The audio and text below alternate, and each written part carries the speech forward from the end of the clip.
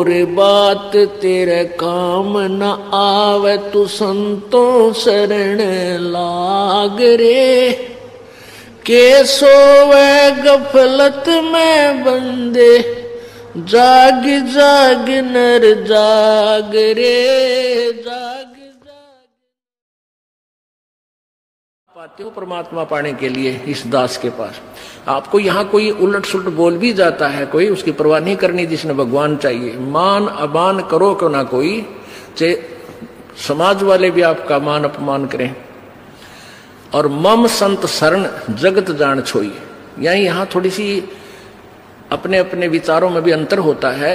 ये परम संत पूर्ण परमात्मा के विचार हैं और वो तुलसीदास के एक व्यवहारिक विचार हैं। लेकिन यहाँ थोड़ा सा लागू होता है कि गृहस्थी के पास कोई भी आता है तो सबसे पहले प्रणाम करे। सत साहेब, जैसे हम सत साहेब बोलते हैं, मान ले कोई राम राम बोलता है तो उसको राम राम ही में उत्तर दे देवे। नमस्ते करता है तो नमस्ते जी, आओ बैठो, तो उसका आदर सत्कारी स्वाभाविक गुण होना चाहिए गृहस्थी में। तो ऐसे वो जो कि पहले वाले सभी में ये विद्यमान था।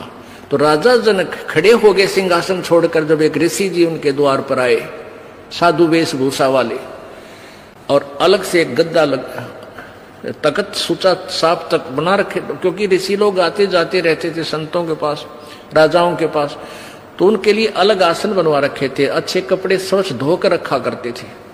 नौकरों को आदेश दिया कि ऋषि जी आगे हैं और उनका आसन लगाओ अलग से, उनका अलग आसन लगवान लगे। ऋषि जी सुखदेव नौकानो नीचे बैठ गया वहीं पर। तो राजा जनक दौड़कर निकट आए, महाराज यहाँ ना बैठो, महाराज मेरा अपमान ना करो, अपमान ना करो, यहाँ बैठो। उन्होंने बोला नहीं मैं यहीं बैठूंगा। तो राजा जनक कहने लगे भाई ऐसी मेरे से क्या गलती होगी, आप रुष्ट हो ऋषि जी? कि नहीं। फिर बैठे बैठे सारी कहानी सुना दी कि मैं आपको गुरु बनाने आया हूं और आज मैं ऊपर नहीं बैठ सकता। अब सुथरे दिन आ गए, नरमा गया तो भगवान के निकट आ गया। सुखदेव ऋषि बोला कि राजा जनक कहने लगे महाराज मेरा क्यों मजाक उड़ाओ, आप तो जन दुनिया को ज्ञान देने वाले, और सूर्य को दीपक क्या दिखाऊंगा मैं। न सारी कहानी बता दी कि मैं ऐसे ऐसे ऋषि भगवान विष्णु के लोक में गया था, उन्होंने मुझे वहां अलाउड नहीं किया। उन्होंने कहा कि मैं आपको गुरु बनाऊं, फिर भक्ति करूं, तब मैं स्वर्ग जाऊंगा, मुझे स्वर्ग जाना है। फिर राजा जनक के जचगी भाई इब तक मैं ठीक बोलता दिखा है। कहने लगा ठीक है महाराज, मैं सुबह नहा धो के स्नान करके सुबह नाम दूंगा तेरे को।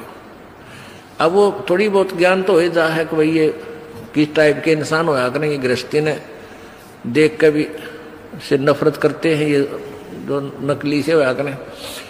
इसकी सारी फड़कड़नी चाहा था, परीक्षा भी लेना चाहा था। उसने अलग से एक मकान में उनकी रहने की व्यवस्था करवा दी और वहां एक लड़की की, एक युवा लड़की की ड्यूटी लगा दी कि आप इनकी केयर टेक करो, अतिथि आए हैं, खाना खिलाओ, कपड़े बिछाओ इनके, और कोई असुविधा ना रहे, रात को भी इनके पास। सारी तो उसको ट्रेनिंग दे दी थी लड़की को राजा जनक ने। अब सुखदेव ऋषि अपना आसन पर लेट गया, खाट पे चारपाई पर जो तख्त लगा रखा था। वो लड़की रात्रि के समय जाकर के उसके तख्त पर बैठ गई। सुखदेव ऋषि ने पैर पीछे को कर लिए, वो और निकट आ गई। वो थोड़ा सा और आगे को सरका, वो और निकट हुई तो उठ कर दूर खड़ा हो गया। कहने लगा बहन तू बाहर चली जा। वह लड़की बाहर आ गई। राजा जनक ने पूछा कि क्या क्रिया रही बेटी, कैसा है ये ऋषि जी? ने बोले जी ऋषि जी पक्का है, ऐसे ऐसे मैं बेड पर बैठी आपके आदेश अनुसार। तो इसने सारी ऐसे ऐसी क्रिया बताई, खड़ा हो गया और बाद में बोला बेटी बहन बाहर चली जा। तो बोला ठीक है। अब क्या हुआ कि वो उसका नीचे बिछा दिया कपड़ा, जैसे दरी वरी जो बिछा, वो बैठ गया भगत की तरह और कहने लगे बैठ जा ऋषि जी, अब मैं तुझे उपदेश दूंगा, पहले मैं नहा लूं, स्नान कर लेता हूं। अब गरीबदास जी ने अपनी वाणी में लिखा है कि राजा जनक के हजारों की संख्या में रानियां थी, पत्नी थी। उनमें से एक पटरानी होती है, जो सबसे पहले जो शादी की जाती है उसको पटरानी बोलते हैं, मुख्य पत्नी। बड़ी सुशील, अच्छी भक्ति करने वाली साध्वी टाइप थी। उसको कहा राजा जनक ने कि मैं नहाऊंगा, और पानी गर्म करा, बता दिया था सारा, उसको ट्रेनिंग दे दी थी। वहीं पर जहां इस पहले बड़े बड़े दरवाजे होते थे, वहीं इधर सुखदेव ऋषि बैठा और इस साइड में लगा का चूल्हा ईंटा का, और ऊपर धर दिया पतीला और नीचे बाल दिए लकड़, सूखी लकड़, और पानी न्यो उबला जो कर चाय बनाया करे, बनाते उबला करे। और राजा जनक का वहीं साथ में नहाने के लिए पाटड़ा डाल दिया, और राजा जनक वहां नहाने के लिए विराजमान हो गया, धोती बांध के। और वो रानी जो पटरानी थी उसकी, वो लोटा भरे उस उबलते जल में थे, चूल्हे वाले पन्नों का पतीला ऊपर रखा है, और राजा जनक की चोटी में घेरा हाथ गेला नवावे, और वो पानी राजा जनक पर डाल रानी तो, और सुखदेव नो है जलेगा भी हो। अब वो पानी उस पर गिरे, सुखदेव पीछे नो है। अब राजा जनक देख रहा, अग्रेसी जी की कैरियर सलोरी है। राजा बिहन से देई जब तारी, और हमें स्नान करावे नारी। राजा हंसा, और जब वो न्योकड़ू है ना, तब राजा ने कहा कि सुखदेव ऋषि आप एक बार व्यास के बेटे, तो अपने आप को ऋषि माने फिरे था, बाल ब्रह्मचारी कहे था, और हम तो गृहस्थी हैं बाल। और आज जो मेरे नहाने के बाद जो पानी गटर में जा रहा है, जो नाली के अंदर से पानी बह रहा है, तो इसमें हाथ दे दे व्यास के बेटा, जब जानो तो किसा भगत है, अपने आप में ऋषि बना फिरे था। वो निकट आया, नो बोला मैं ना दूं, मेरी तो सारी उंगली जल जाए, इतना गर्म है यो। मैं इस नहाने के बाद जो जल जाता है वो 50% कम हो जाता है गर्म, और उसके बाद भी नो कहे मैं ना दूं, मैं सारा जल जाऊं, दूर बैठ गया जाके। तब राजा भी हंसा, जोरता हंसा, और ताली बजाई, नो हथेली पीटी, और हमें स्नान करावे नारी। अरे तू इतनी दूर तो जलन हो रही है, नवावे जिसने तू एक हे मान रहा था अपनी दृष्टि में, औरत तो देखनी भी नहीं, शकल भी नहीं देखनी, और यह तेरे से अच्छी भक्ति करे, इसके हाथ भी ना जलते। और ऐसा योग कमाया पूता, बेटा यो के इतना भक्ति करी, के साधना की, और क्या हुआ जो इंद्री धूता। अरे इस क्या हो गया, तन इंद्रियों को काबू करने की चेष्टा कर रही है, इनके खच्चम खच्चा हो रहा। इंद्री कर्म लगाओ किसके, जैसे जिव्या लेप नहीं मधुरस के।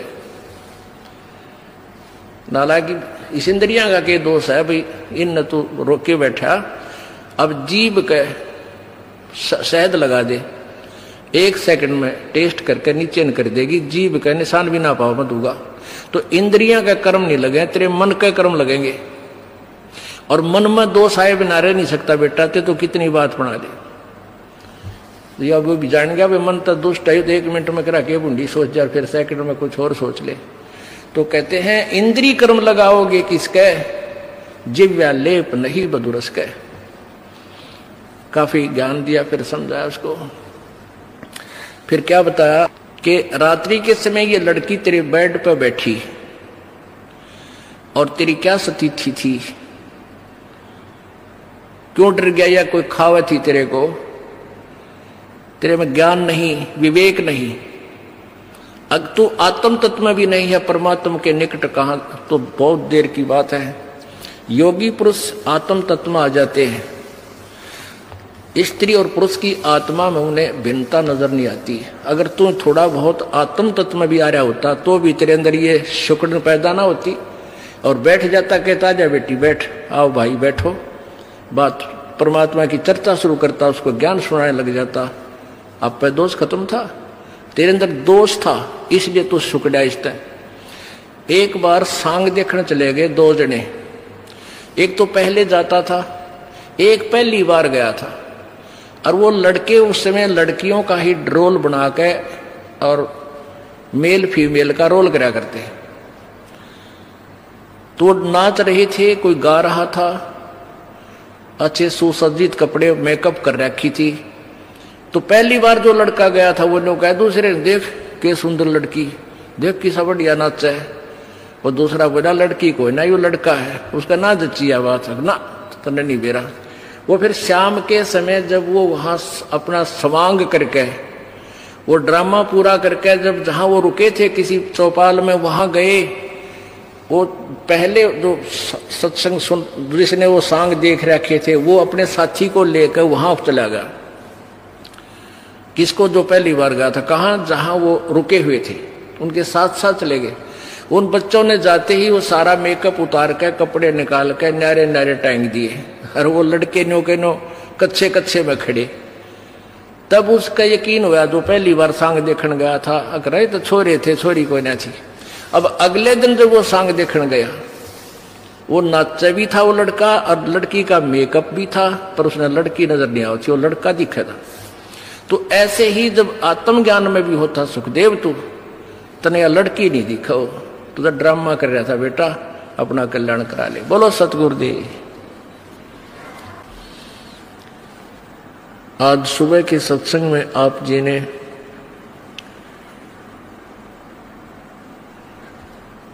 सुना था कि गुरु बिन माला फेरते, गुरु बिन देते दान, गुरु बिन दोनों निष्फल हैं, चाहे पूछो वेद पुराण। आज सुबह के सत्संग का विषय था कि आप इस लोक के रहने वाले नहीं हैं, हम सभी सतलोक से आई हुई वो पुण्यात्मा हैं जो सदा सुखी रहा करते थे, और हम काल के जाल में फंस के अपने पैर पे आप कवाड़ा मार के हम यहाँ दुखी हो रहे हैं। अब हमने अपने सतलोक जाना है। जब तक हम सत्यलोक नहीं पहुंचेंगे तब तक ये कष्ट पे कष्ट हमें झेलने ही पड़ेंगे, क्योंकि यहाँ का विधान है जैसे कर्म प्राणी करता है उसको वैसा ही फल मिलेगा। यहाँ के विधान अनुसार पुण्य भी आपको भोगने हैं और पाप भी आपको ही भोगने होंगे। इसमें कोई परिवर्तन नहीं हो सकता। इसमें परिवर्तन कर सकते हैं पूर्ण ब्रह्म परमेश्वर, पूर्ण ब्रह्म वो कबीर परमेश्वर। उसकी विधि, उसकी पूजा की विधि जैसे वो प्रभु लाभ दे वो किसी के पास नहीं है, केवल परमेश्वर ने आकर के ही बताई। और चंद पुण्यात्माओं ने परमात्मा का साक्षात्कार किया और परमेश्वर कबीर जी द्वारा बताई गई भक्ति विधि से अपनी भक्ति साधना की और सत्यलोक चले गए। उनमें से कौन कौन है? आदरणीय धर्मदास साहिब जी, आदरणीय मलुकदास साहिब जी, आदरणीय दादू साहिब जी, आदरणीय नानक साहिब जी, आदरणीय घीसा दास साहिब जी, आदरणीय गरीबदास साहिब जी।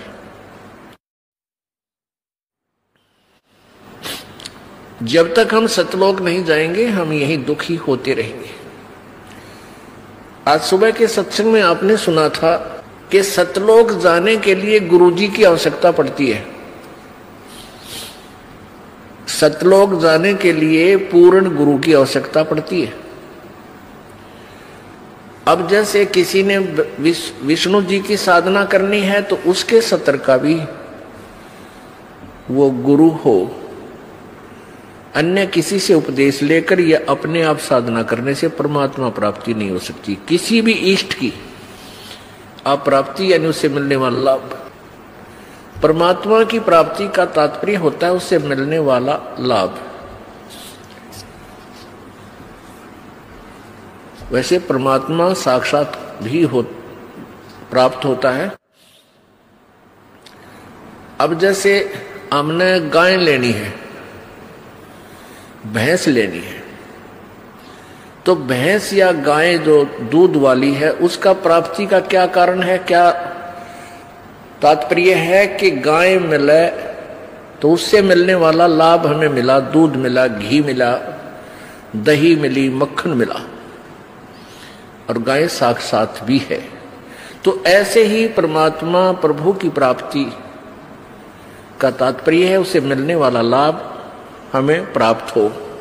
अब सुबह के सत्संग में चल रहा था कि जो जहां का उपासक है, जो भी साधना करता है, वो अपनी साधना को कंप्लीट और श्रेष्ठ मान रहा है। गीता जी अध्याय नंबर 4 के श्लोक 25 से लेकर 30 तक यही विवरण दिया है कि कोई तो देवताओं की पूजा में व्यस्त है, मगन है, और कोई तीर्थ व्रत आदि उपासनाएं करता है, और कोई योगासन ही करता है, कोई केवल कठिन व्रत ही करता है, कोई योग अभ्यास करता है, कोई प्राण अपान की गति से ही कुछ सिद्धियां प्राप्त कर लेता है। ऐसे साधनाएं करते हैं और सभी अपनी अपनी साधनाओं को पाप नाशक जानकर करते हैं।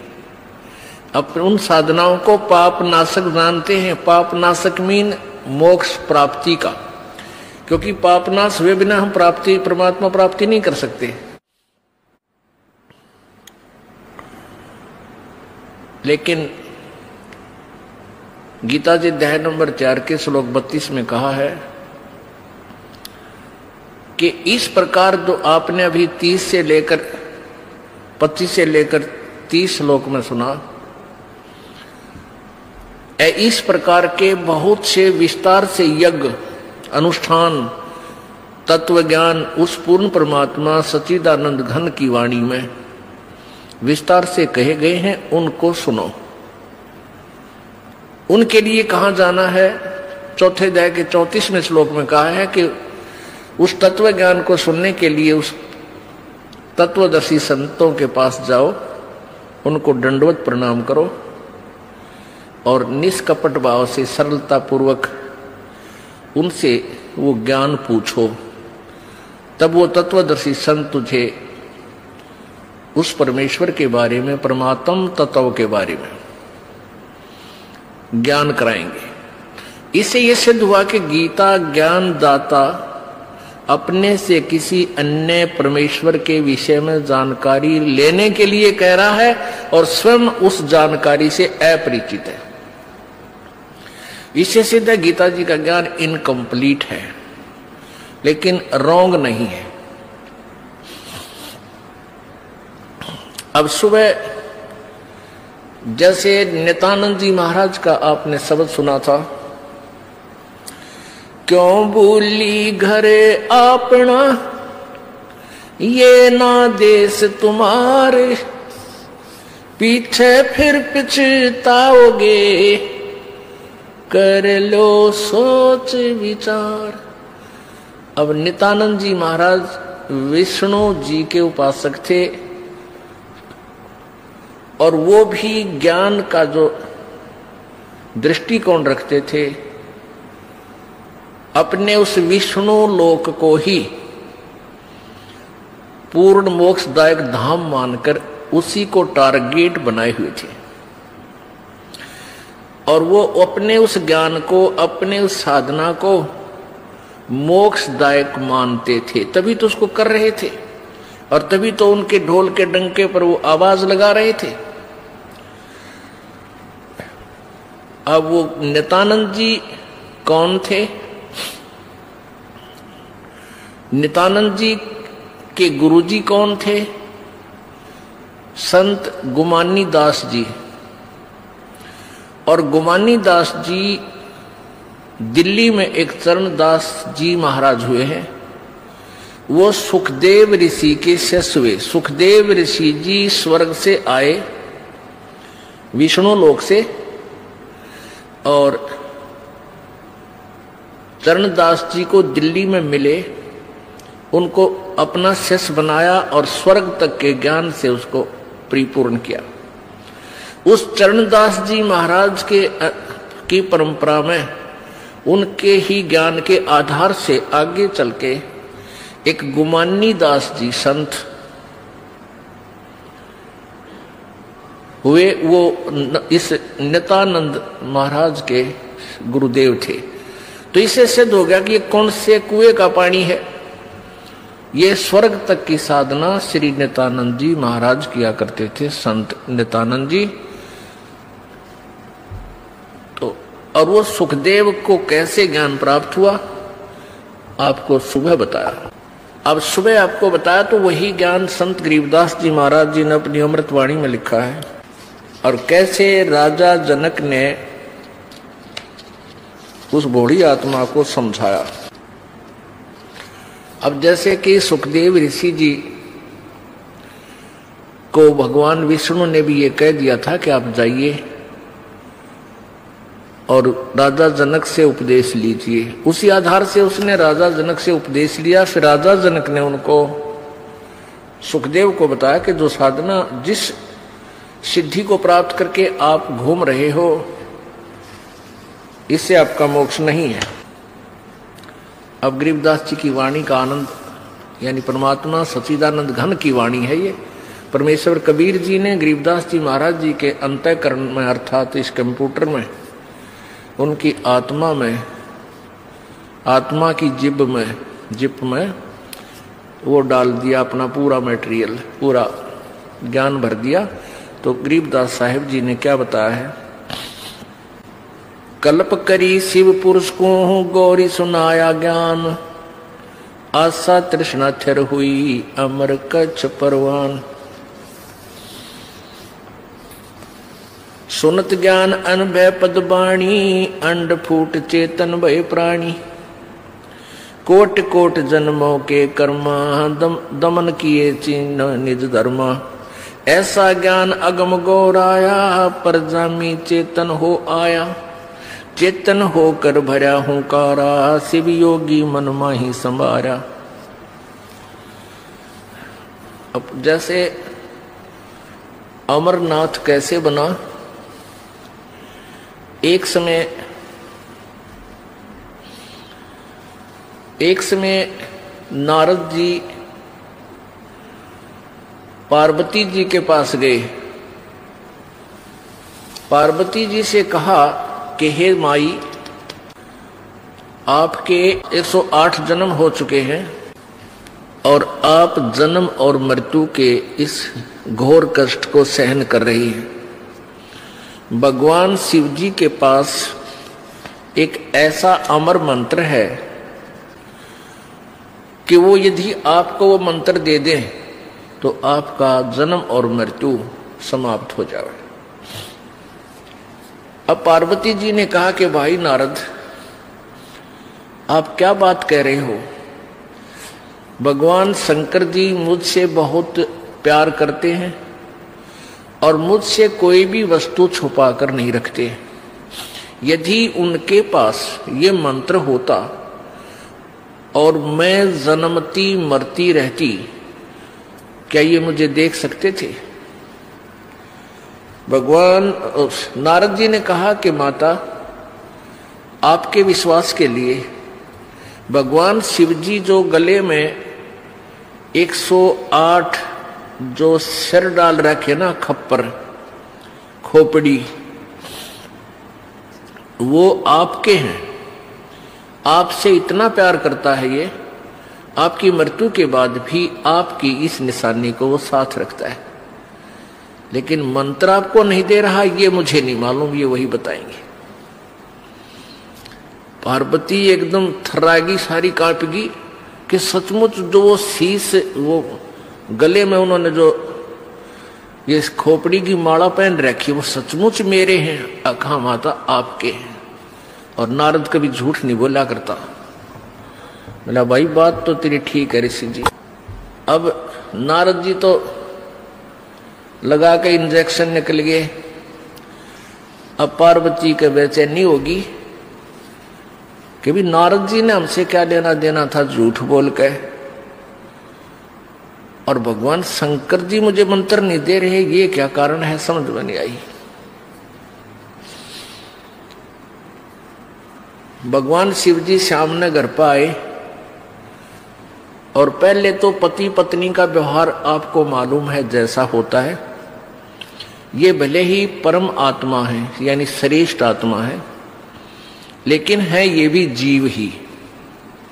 इनके अंदर भी वही गुण और अवगुण है जो आप जी में है, लेकिन आप जी में हमसे वो उत्तम गुण अधिक है। दुर्गुण भी थोड़े से कम है पर हैं अवश्य। तो पहले तो पार्वती नखरे कराया करती, जब वो घर पाते इब तक कहाँ थे आपने हमारा जानने को नहीं, यानी जिस तरह की व्यवहार बातें होती है, कभी आकड़ जाती। अब उस दिन जब आए भगवान शंकर जी और चरणों में गिर गई। अब जब भगवान शंकर जी आए, आते ही चरणों में लौट गई, चरण पकड़कर रोने लगी। रोने लगी तो शंकर भगवान ने सोचा आज यह उल्टी गंगा कैसे चढ़ गई, कमाल हो गया भाई, आज ये मेरे चरणों को कैसे पकड़ रही है। तो उसने सोचा किसी ने कुछ 19-21 कह तो नहीं दिया किसी यहाँ के देवता ने। तो पूछा क्या कारण है, किसने कुछ कहा है तो मुझे बताओ। अब वो रोती रोती कह रही है कि भगवान अवश्य मुझ दासी से कोई भूल बनी है, मैं अवश्य मुझ में कोई त्रुटि रही होगी, आपने मुझसे एक अनमोल वस्तु छुपा रखी है। अब शंकर भगवान तो सोच भी नहीं सकते थे कि इसकी बुद्धि वहां तक पहुंचेगी। ये तो गहने और जेवरात तक उड़ जरी थी बताई, आभूषणों की डिमांड किया करती थी, और आज ये क्या। तो उसने सोचा कोई पहरे देख ली होगी बढ़िया आभूषण, तो उसने सोचा या कोई और डिमांड करती होगी। तो पार्वती ने कहा आपने मुझसे कोई अनमोल वस्तु छुपा रखी है। हे भगवान ये आपके गले में ये मेरे ही शीश हैं क्या। अब शंकर भगवान बोला कि कौन आया था आज अपने, मैंने साची बता। तो पार्वती बोली नारद जी आए थे। तो जान गए भगवान शंकर के ला गया पतंगा कर गया काम, आज ये घर में लड़ाई करवा गए। और वह जो ज्ञान है जो मंत्र है वो भी कह गया होगा, अवश्य बताया गया होगा, और वो मैं बता नहीं सकूंगा जब तक इसके हृदय में सीध नहीं होगी, सच्चाई नहीं होगी। फिर भी पूछा कि और क्या बात है बताइए। कहने लगा कि भगवान आपने मुझसे एक अनमोल मंत्र छुपा रखा है, मैं जन्मती हूं मरती हूं, आप मुझसे कितना प्यार करते हो, आप दुखी नहीं हुए होगे। भगवान शंकर बोला आज ये तेरी बुद्धि की बात को ना, ये किसने ज्ञान दिया तेरे थे कि नारद मुनि जी आए थे और आज मुझे काफी देर तक सत्संग के माध्यम से ये ज्ञान सुनाया।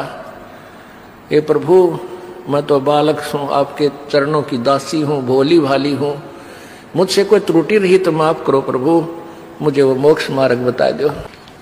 अब शंकर भगवान बोला सुन ले पार्वती, जहां तक आपका प्रश्न है कि क्या मुझे दुख नहीं हुआ होगा जब तू जन्मती और मरती थी, मैं बहुत दुखी होता था। ये जितने भी शर हैं तेरे, ये शीश है, ये खोपड़ी है, ये तेरी ही है, और तू मरती थी मुझे असीम पीड़ा होती थी, और तेरी याद रखने के लिए वो खोपड़ी में अपने गले में डाल लेता था, सीने के लगा कर रखता था, लेकिन मैं मंत्र तुझे नहीं दे सका। पार्वती ने कहा प्रभु क्या कारण रहा। कि कारण ये रहा कि जब तक ये ऐसा अनमोल मंत्र है ये वैसे नहीं बताया जा सकता। अति अधीन दीन हो प्राणी तब ये कहना अकथ कहानी। जैसे सीप समुद्र में होती है, एक सीप जैसे शंख होते हैं ना, शंख ऐसी होती है चपटी सी, और उसमें मोती बनता है, एक जीव होता है, उस जीव के ऊपर कवर होता है ये शंख।